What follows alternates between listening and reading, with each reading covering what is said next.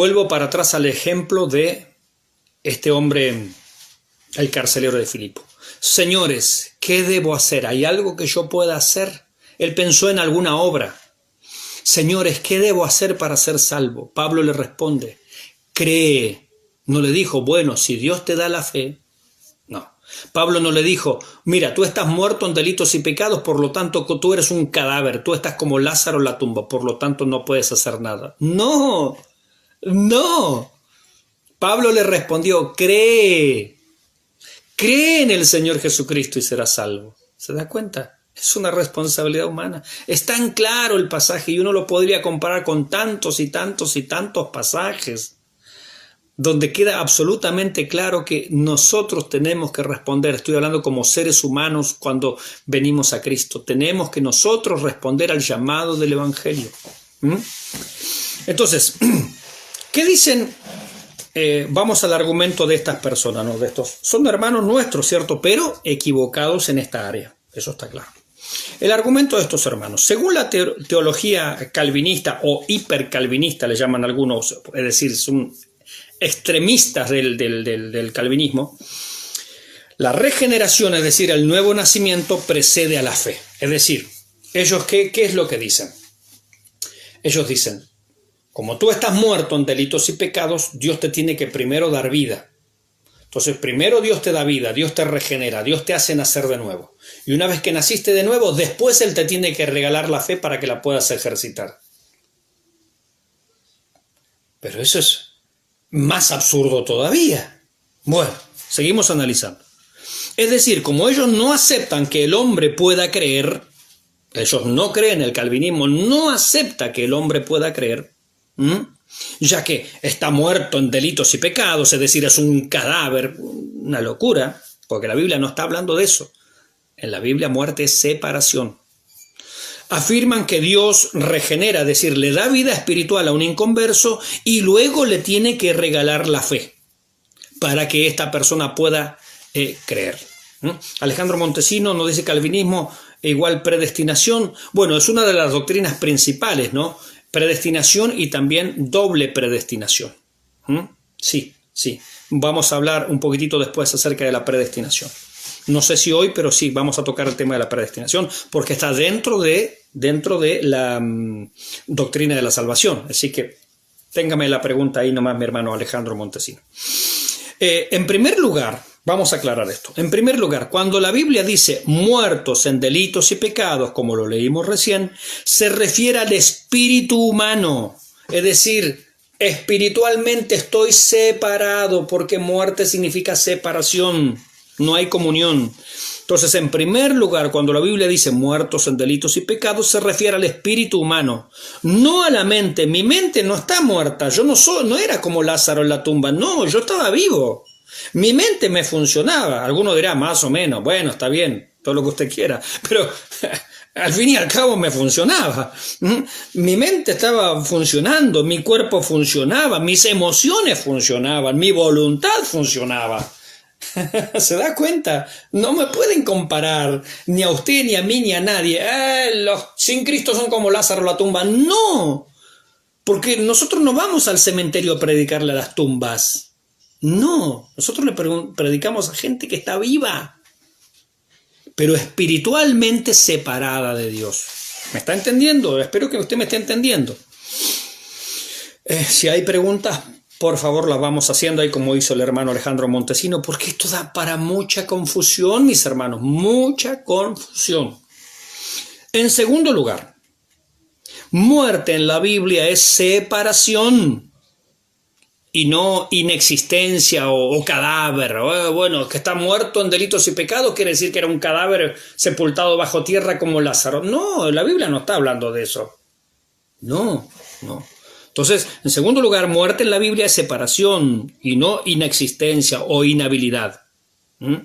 Tercero, la fe tiene que ser primero al oír la palabra de Dios, porque la fe viene por el oír. La fe viene por el oír, para que luego se produzca el nuevo nacimiento, es decir, la regeneración.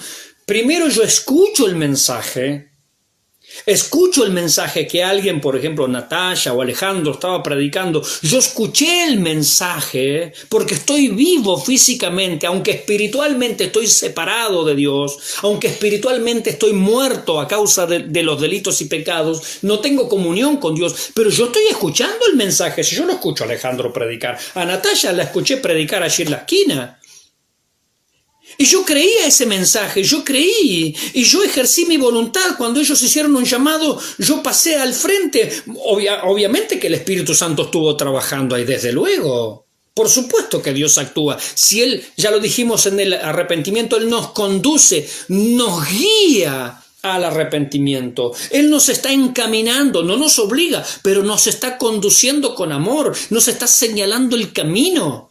Entonces yo, con todas esas directivas del Espíritu Santo, y estoy escuchando el mensaje, ejerzo mi voluntad, mi deseo. Señor, yo reconozco que soy pecador, me arrepiento de mis pecados, perdóname, ten piedad de mí. Y Dios hace el milagro de pasarme de muerte espiritual a vida, a tener comunión con Él. Eso lo hace el Señor, por supuesto, pero esa actitud, no actividad, no obra, esa actitud previa que Él me está conduciendo, que Él me está guiando para que yo tome una decisión, para que yo venga a los pies de Jesucristo. Si Él no nos trae de las mechas a nadie. El calvinismo es tan loco en estas definiciones que ellos tienen un término que se llama gracia irresistible. ¡Uy, Señor amado! Primero, esa palabra no está en la Biblia. Gracia irresistible no existe eso. Esos términos no existen en la Biblia. Pero ellos hablan de gracia irresistible. Es como si, mira, como tú eres un elegido, Dios te agarra aunque sea de las mechas y te trae a la rastra, porque su gracia es irresistible y tú vas a ser salvo sí o sí. ¿Dónde vemos eso en la Biblia, de que alguien es salvo aunque no quiera? Es lo más ridículo que podemos escuchar. Bueno, Señor. Entonces, tercero, la fe debe ser primero oír la palabra de Dios para que luego se produzca, y esto lo hace el Espíritu Santo, por supuesto, la regeneración o nuevo nacimiento. Mire lo que dice Efesios, capítulo 1, versículo 13. Hola, mi hermana Natalia nos puso un zorrito ahí. Efesios 1:13, mire lo que dice. En Él también vosotros, escuche, habiendo oído la palabra de verdad, el evangelio de vuestra salvación. Segundo, y habiendo creído, primero oigo, después creo. En Él también vosotros, habiendo oído la palabra de verdad, el evangelio de vuestra salvación, y habiendo creído en el evangelio, fuisteis sellados con el Espíritu Santo de la promesa. ¿Se da cuenta cuál es el procedimiento? Ahí está clarito. Usted oye el mensaje, primero. Segundo, usted cree al mensaje. Tercero, Dios lo salva. Usted, habiendo oído el mensaje. Segundo, habiendo creído en él. Tercero, fuisteis sellados. El Señor hace la obra de la salvación en nosotros. Claro que la obra de salvación la hace Dios. Pero yo tengo que oír el mensaje, alguien está predicando. Segundo, yo tengo que creer al mensaje. Si no creo, no puedo. A ver, Isaac Mauricio nos dice, ¿cuál es la diferencia entre sentir al Espíritu Santo a sentir emoción? Cuando uno escucha palabras de Dios o por alguna alabanza. ¿Cuál es la diferencia entre sentir al Espíritu Santo o sentir emoción? Bueno, es que cuando uno... cuando las cosas son verdaderamente de Dios, eso produce cambios y produce resultados. Fíjese que en la parábola del sembrador, hay gente que dice que recibió la palabra con gozo, los que crecieron allí entre espinos, ¿no? Dice, reciben la palabra con gozo, es decir, se sintieron emocionados. Pero, dice, los afanes de este siglo, problemitas allá, el trabajo, los amigotes, la junta, la familia, esto que otro, ahogan la palabra, se hace infructífera. Ahí tiene un ejemplo claro. Hay gente que sintió al Espíritu Santo. o sintió emociones, mejor dicho. Escucharon un mensaje, se fueron emocionados. Ahora, cuando Dios realmente está tocando una vida y uno se deja tocar por el Señor, obviamente Dios no me va a tocar a la fuerza, eso va a producir cambios genuinos en nuestros corazones. Cambios genuinos, cambios permanentes. Por eso la emoción muchas veces no significa nada. Yo no creo que Job hubiera estado muy emocionado con todo lo que pasaba. Sin embargo, él dijo, aunque me mate, en él esperaré. Eso es fe. Es convicción, es seguridad, es voluntad, es pase lo que pase. O como dice Habacuc, ¿no? Dice, aunque la higuera no florezca, aunque no haya vides, aunque no haya vacas, con todo yo me alegraré igual en el Señor. Porque es convicción. La fe es la convicción de lo que no se ve. Susana nos dice, el calvinismo lleva la soberanía de Dios al extremo y los atributos de Dios están en perfecta armonía, su amor, su misericordia. Amén, tal cual, mi hermana Susana. Amén. Claro. Justamente, a ver, Alejandro hace una pregunta ahí a Susana. ¿Cómo es eso? Claro, es que el calvinismo basa, lo dijimos el otro día, basa la salvación en la soberanía. Ellos dicen, Dios es soberano y Él elige quién es salvo y quién no es salvo. Y como Dios es soberano, Él a quien quiere le regala el don de la fe y esa persona va a creer y va a venir sí o sí al Evangelio. No es lo que enseña la Biblia, no es así. No. La salvación no está basada en la soberanía de Dios. Dios es soberano, por supuesto. Pero como bien dice mi hermana Susana, los atributos de Dios están en perfecta armonía. Es decir, Dios, que es soberano, no puede pasar por alto su amor, pasar por alto su gracia, pasar por alto su misericordia, pasar por alto su justicia. No, Dios actúa congruentemente en perfecta armonía. Y eso es lo que nosotros vemos en la Biblia. La Biblia nunca dice, por la soberanía de Dios fuimos elegidos. No. O por la soberanía de Dios fuimos salvos. No, por la gracia de Dios. Porque Dios es amor, su carácter, su esencia. Él no quiere que ninguno perezca, sino que todos procedan al arrepentimiento. Entonces la salvación no está basada en la soberanía de Dios. Está basada en el carácter conjunto de Dios. Y Dios es amor.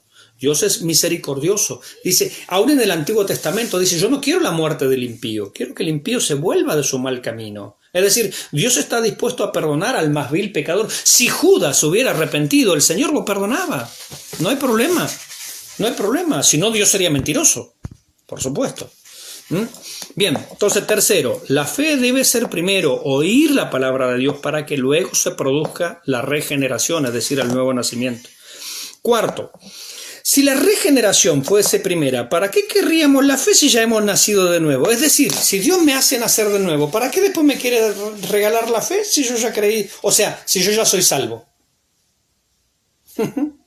Claro, es una cosa ilógica, ¿no? Siguiendo el argumento de ellos, ¿no? Isaac Mauricio nos dice, ¿a quiénes se refiere en la palabra de Dios cuando habla de por sus frutos los conoceréis? De todas las personas, en realidad, tanto de creyentes como no creyentes. Por los frutos los van a conocer. Si una persona da frutos de impiedad, es un impío. Si da fruto de santidad, es un santo hijo de Dios. Amén.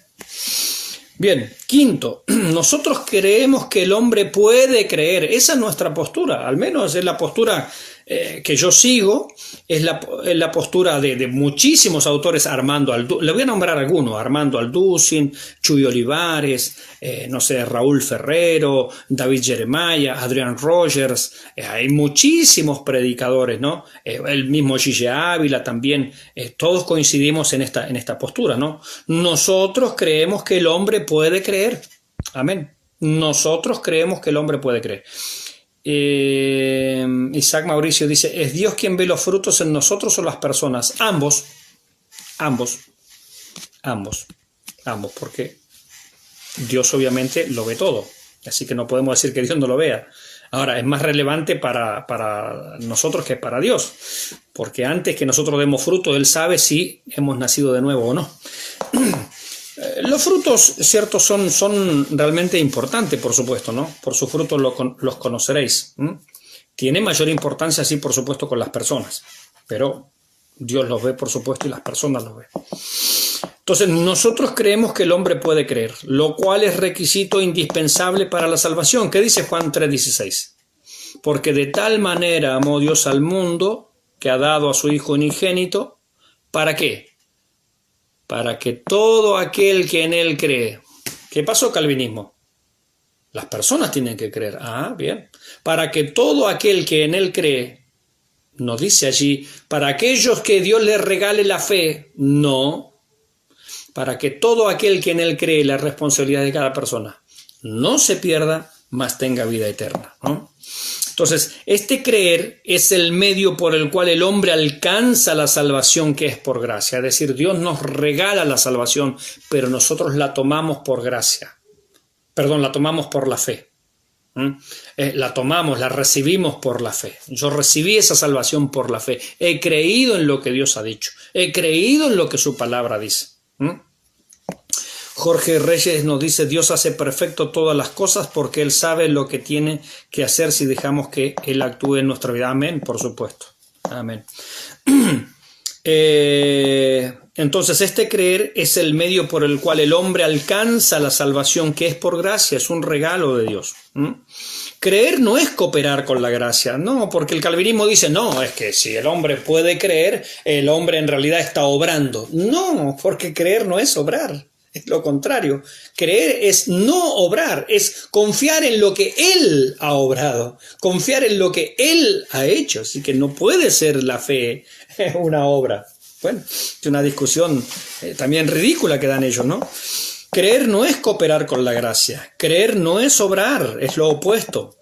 Creer es aceptar la condición penosa de que se está perdido y se necesita el auxilio divino. Pensemos en el siguiente ejemplo, pusimos acá en nuestro material, ¿no? Pensemos en el siguiente ejemplo. Un náufrago se está ahogando en el medio del mar y antes de perecer grita con todas sus fuerzas: ¡auxilio, auxilio! Bueno, este grito desesperado es oído por el capitán de un barco de rescate que está allí cercano, ¿no? Al fin el náufrago es rescatado. Pregunta: ¿podría luego este salvado asegurar que gracias a su grito desesperado cooperó con su rescate? Pobrecito, no, obvio que no. Sin dudas, todos los demás marineros se reirían de él al oír semejante afirmación. Él solo podía gritar desesperadamente, no podía hacer otra cosa. Es todo lo que podía hacer. Y lo que nosotros podemos hacer solamente es creer. Él nos salva. Él nos rescata. Nosotros lo único que podemos hacer es: auxilio, socorro, me ahogo, estoy en la misma condenación, me queda nada de vida, oh, tengan misericordia de mí. Siguiendo el ejemplo del náufrago, ¿cierto? Toda la labor salvífica la hizo el capitán. Así sucede con nuestra redención. Todo el mérito es de nuestro Señor Jesucristo y a nosotros solo nos compete creer. Esa es nuestra parte. Sexto, Romanos 10:10. Vamos a Romanos 10:10. Allí dice que con el corazón se cree para justicia y con la boca se confiesa para salvación. Corazón, fíjese, corazón y boca. Corazón y boca están en el ámbito de la voluntad y la emoción por un lado y en la esfera del cuerpo por otro. Es decir, Dios está apelando no a nuestro espíritu. Ustedes tienen que creer con el espíritu. No, ustedes tienen que creer con el corazón, lo que tienen vivo. Sus emociones, sus sentimientos, su voluntad. Con eso crean. Con el corazón se cree y con la boca se confiesa. Nosotros no estábamos antes de Cristo, antes que Él nos salvara, no estábamos como Lázaro en la tumba. No, porque Lázaro estaba muerto físicamente, nosotros no. Nuestro corazón funcionaba, nuestra voluntad funcionaba, nuestra boca funcionaba. Con el corazón se cree para justicia y con la boca se confiesa para salvación. Así se alcanza la salvación. De corazón, lo que digo está respaldado por lo que hay acá adentro, por mi voluntad, por mi deseo, por mi necesidad, si usted quiere expresarlo de esa manera. Ahora voy a una pregunta que tiene ahí mi hermana Katy, ¿no? No apela el apóstol a que hay que creer con el espíritu. No. Ambos, voluntad y cuerpo, aunque afectados por la caída, están vivos y no muertos en delitos y pecados. Si voluntad y cuerpo también estuvieran muertos, pues habría que ir a predicarles al cementerio, claro, porque ese es el ejemplo que nos da el calvinismo, ¿no? Katy nos hace una pregunta, dice: mi pastor, ¿A qué se refiere Lucas 18:8 cuando pregunta, ¿hallará fe en la tierra? Se refiere a la segunda venida, mi hermana. Ese pasaje habla de la segunda venida. Pero, claro, la fe en cuanto a la confianza, no a la confianza esta que lleva a la salvación. Por supuesto que eso va a haber. Sino lo que se está preguntando es, ¿habrán verdaderos creyentes? ¿Habrán verdaderos creyentes? Pero recuerde que durante la gran tribulación va a haber mucha predicación. 144.000 judíos van a estar predicando. Ya no estará la iglesia, pero Dios siempre levanta personas para llevar su mensaje. Pero eso se refiere a gente realmente que se ha convertido. No porque no esté disponible, sino porque la gente a veces no quiere aceptar el mensaje. Dice, ¿a cuál se refiere, pastor? ¿Al corazón, músculo o espiritual? No, obviamente que al corazón espiritual, ¿cierto? No, el músculo no. Este solamente bombea sangre, nada más. Cuando uno hace así, se refiere al ser interior, a la voluntad, a las emociones, a los sentimientos. A eso se refiere. El músculo, no. Me cambian este corazón, me ponen otro o me conectan a una máquina. No estamos hablando de eso. No es el músculo. Estamos hablando del corazón como el centro del ser, como el centro de la personalidad. De eso estamos hablando.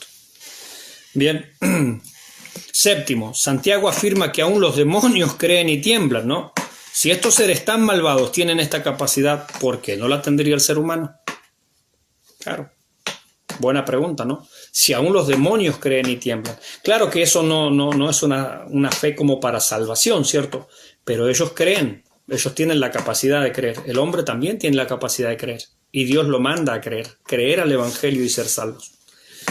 Por último, Louis Schaffer, fundador del Seminario Teológico de Dallas, uno de los más prestigiosos a nivel mundial, escribe: en unos 115 pasajes del Nuevo Testamento se declara que la salvación del pecador depende solo de creer. Escuche, 115 pasajes del Nuevo Testamento hablan de que la salvación depende solo de creer. O sea, la salvación es de Dios, está claro. Él tiene la salvación. Él es la salvación.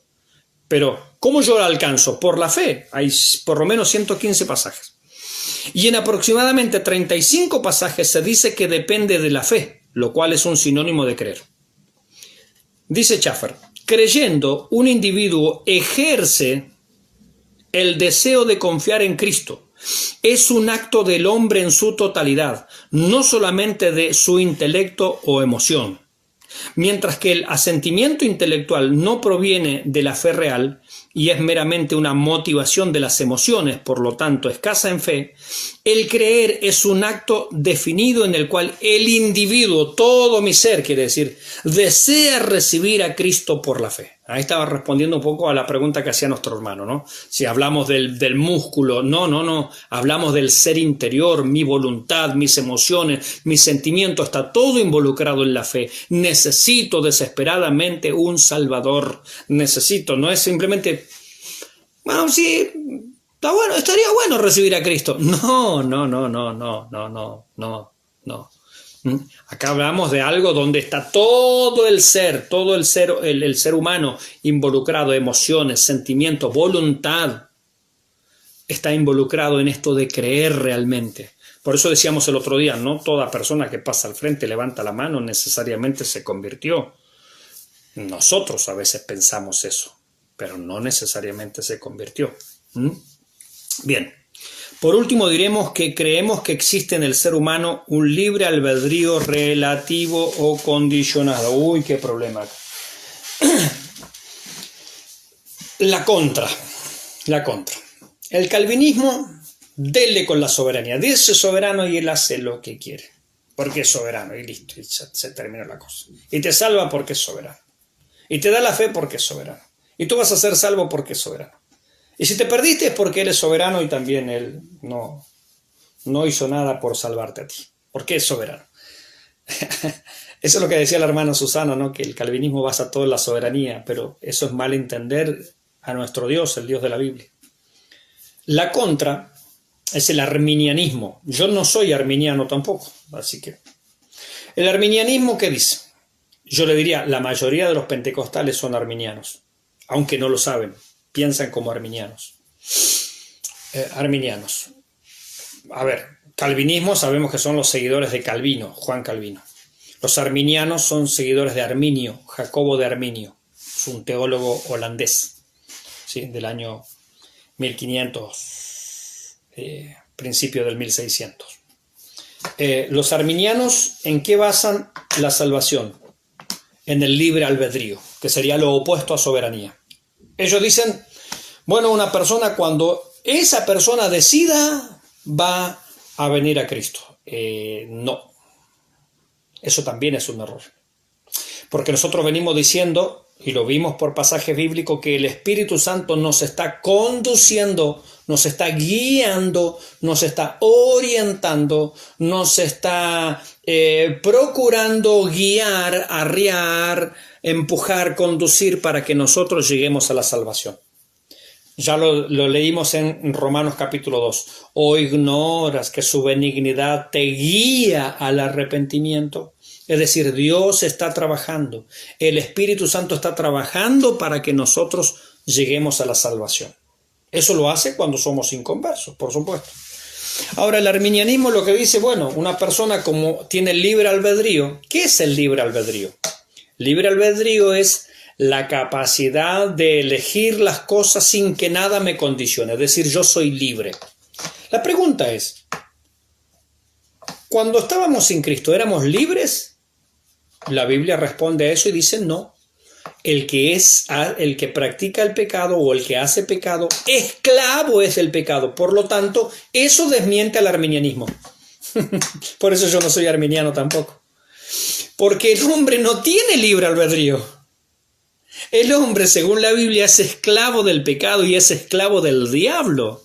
Desde el pecado allá de Adán y Eva para acá, todos somos esclavos del pecado y esclavos de Satanás. Estábamos en el reino de las tinieblas.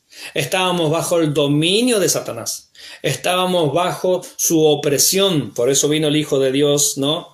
Para dar libertad a los cautivos, para dar vista a los ciegos. Éramos ciegos espirituales, no de vista. Estábamos muertos en delitos y pecados espiritualmente, no físicamente, mis hermanos calvinistas, no. Pero tampoco éramos libres, no teníamos libre albedrío, hermanos arminianos. No éramos libres. Éramos esclavos del pecado, esclavos de Satanás, esclavos de pasiones y de concupiscencias. Claro, entonces basar la salvación en el libre albedrío también es un error. Por eso yo lo primero que dije al hablar de esta materia, yo no soy calvinista, pero tampoco soy arminiano. ¿Qué soy? Bíblico. Bíblico, eso simplemente quiero ser. Estamos analizando las posturas erróneas de algunos acerca de estos temas. Entonces el arminianismo dice, bueno, uno es libre, entonces la persona va a elegir cuando quiera venir. No, señoras y señores, no. Porque hay casos, por ejemplo, como el de Faraón. Vamos a contar el caso de Faraón. Dios usa a Moisés para liberar al pueblo. Faraón dice, yo no los voy a dejar ir. Dios trae una plaga y le tuerce el brazo a Faraón. Faraón dice, está bien. Bueno, los voy a dejar ir, vayan nomás. Y antes de dejarlo ir, no los dejo ir, nada. Y dice la Biblia, Faraón endureció su corazón. Ajá. Dios manda otra plaga. Faraón, bueno, esta vez sí, se lo prometo que los dejo ir. Y al rato, no los dejo ir, nada, y listo. ¿Qué tengo que andarlo dejando ir? Y Faraón endureció su corazón. Bueno. Y así la historia continúa. Usted sabe que esto pasó varias veces, como 6 veces por lo menos. Y en un momento la Biblia cambia y dice, y esto es lo que cuenta Pablo en Romanos 9, y Dios endureció el corazón de Faraón. Es decir, que uno no puede venir a Dios cuando uno quiere, sino cuando Dios lo está invitando. Y llega el momento en que Dios dice, basta. Se terminaron las oportunidades. ¿Y dónde quedó el libre albedrío, hermanos arminianos? Hay que guardárselo en el bolsillo porque no hay un libre albedrío. Dios nos conduce en su amor y en su misericordia para que nosotros podamos ser salvos. Si nosotros rechazamos, Dios dice, listo, no hay más oportunidades, se terminó la cosa. Esto yo lo comparaba con, por ejemplo, con cuando uno tiene una jaulita y hay un pajarito ahí. Y a mí me da pena el pajarito ahí encerrado. Entonces, ¿qué hago? Le abro la puertita para que el pájaro salga y yo meto así la mano o trato de asustarlo para que vuele. Y él no sale. Y yo todos los días voy y le abro la jaulita ahí para que él se vaya, que sea libre. Y así, y me tiene como un mes ahí con lo mismo.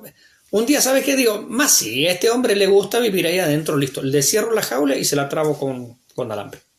Y Dios endureció el corazón de Faraón. ¿Sabe qué? Ahora ya no hay más oportunidad para el arrepentimiento.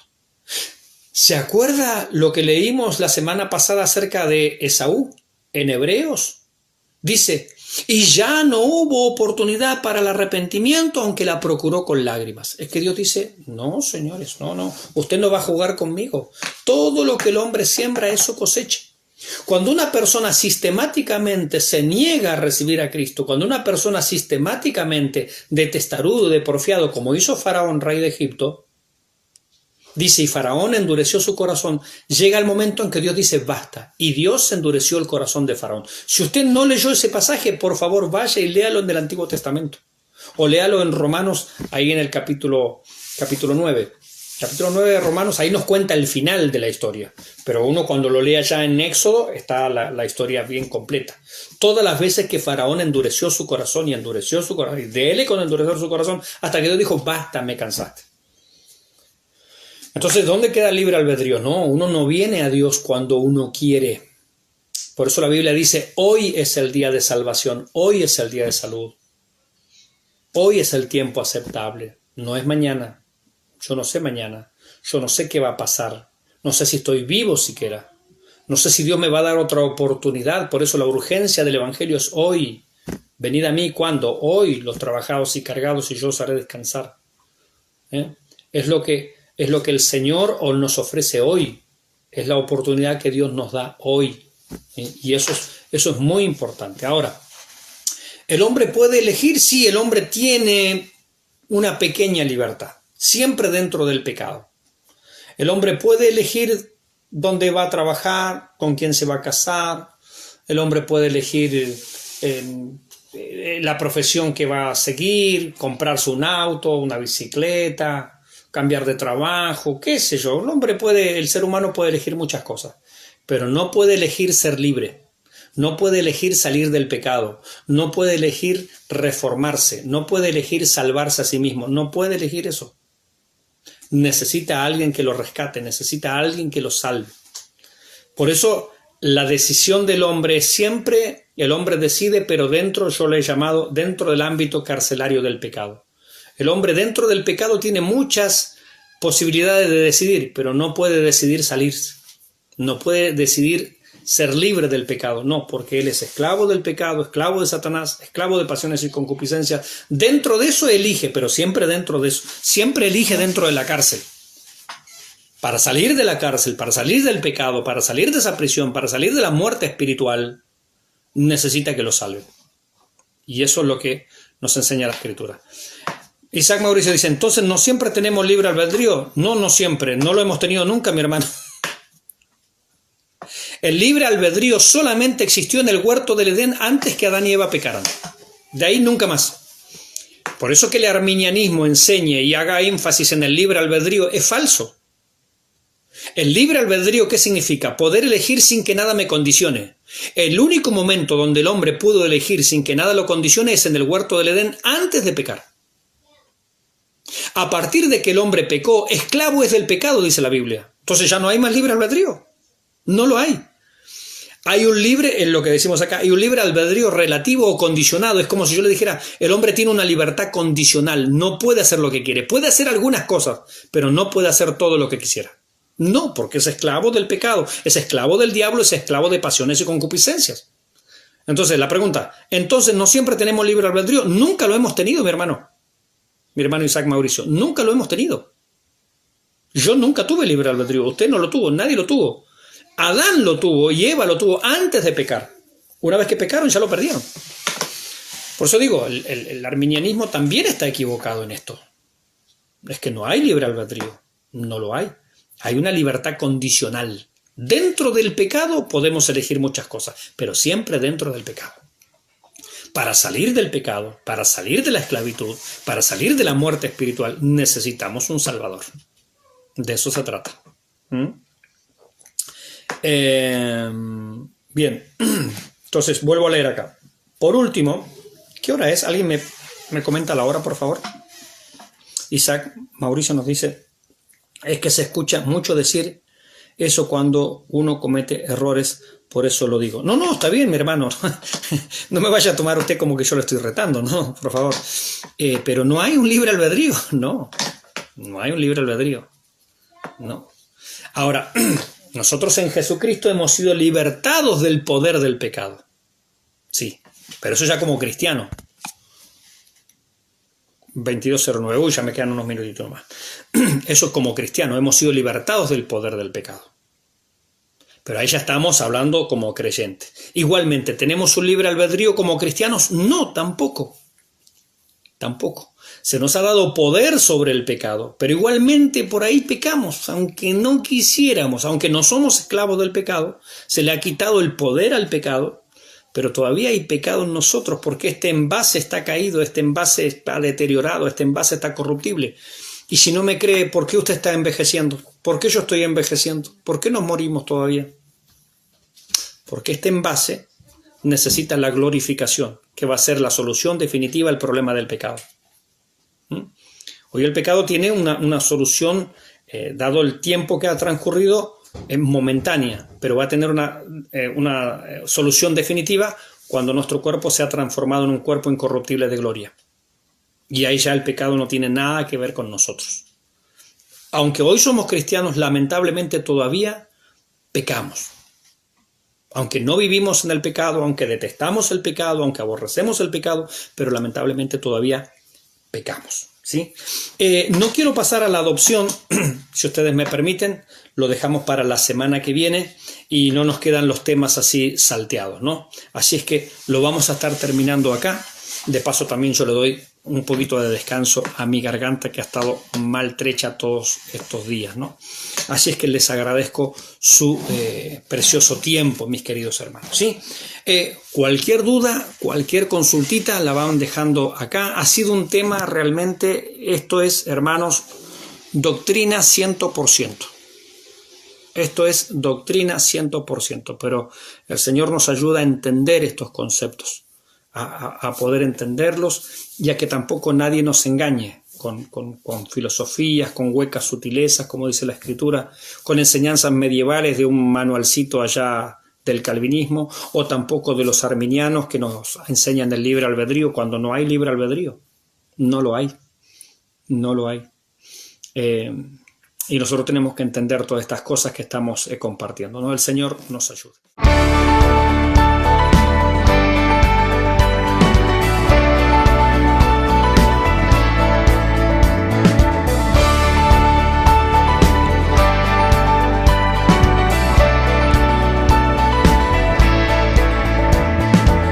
Si nuestro canal ha sido de bendición para tu vida y sentís el anhelo de poder colaborar, te dejaremos estas cuentas para que puedas ayudarnos a seguir creciendo. Dios te bendiga.